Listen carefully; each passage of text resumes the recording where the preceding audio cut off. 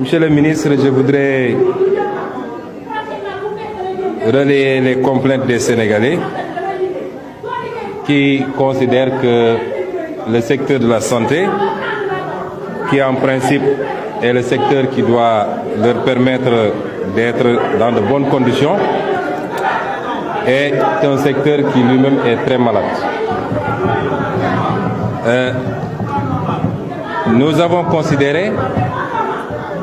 constaté que si on s'en réfère au ratio posé par l'Organisation mondiale de la santé, nous sommes très loin d'atteindre le minimum qu'il faudrait.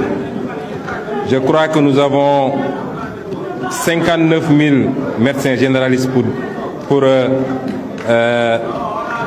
on a un médecin généraliste pour 59 000 habitants, là où les normes sont à 1 pour 10 000.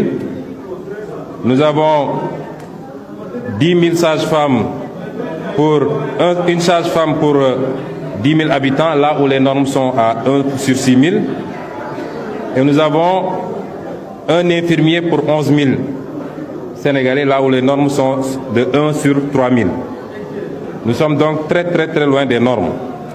Nous sommes à peu près dans le même schéma avec les établissements hospitaliers, où on a 470 000, un hôpital pour 470 000 habitants, là où les normes sont à 1 pour 150 000. Je peux donner encore et encore des statistiques, mais ce qui me préoccupe le plus, c'est qu'il n'y a pas suffisamment de fonds consacrés à la santé. Aujourd'hui, nous avons 1,47%. Les dépenses pour la santé représentent 1,47% du PIB du Sénégal. Comparé aux États-Unis, à la France, où on est à 17%, 11%, ainsi de suite, encore que ces pays ont un système sanitaire très performant, nous considérons que les 191 milliards prévus pour la santé sont très insuffisants par rapport aux besoins du Sénégal. Monsieur le ministre, cela nous amène à nous poser un certain nombre de questions. Aujourd'hui, comme je dis, dites-moi quelles sont les priorités budgétaires et je vous dirai quel est l'agencement budgétaire et je vous dirai quelles sont vos priorités. La santé, en termes de dépenses, est à la 7e place.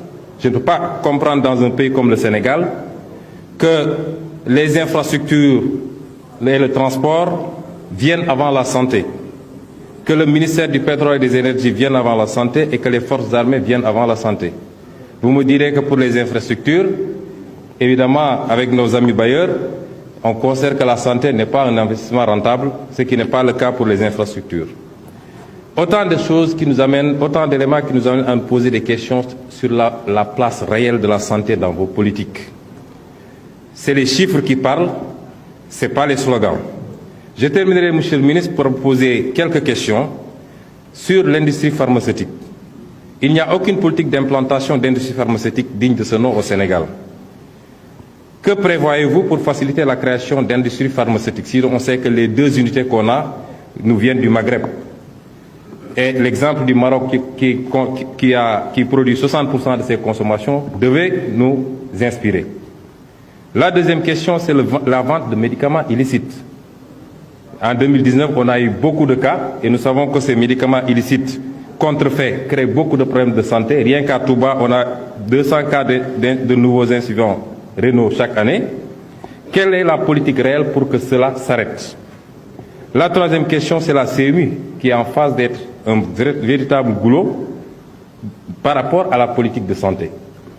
Puisque les arriérés qu'on doit aux hôpitaux, on nous parle de 19 milliards, cette dette a fini par constituer un certain nombre de problèmes.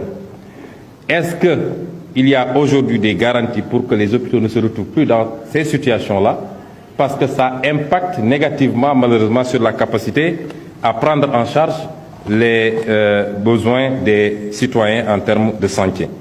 Voilà les quelques questions que j'avais à vous poser en réitérant ou en insistant sur l'importance d'accroître le financement public de la santé, puisque pour atteindre les normes ODD et pour faire baisser la précarité, il est suggéré que la dépense publique de santé prenne le dessus sur la dépense individuelle de santé. Je vous remercie.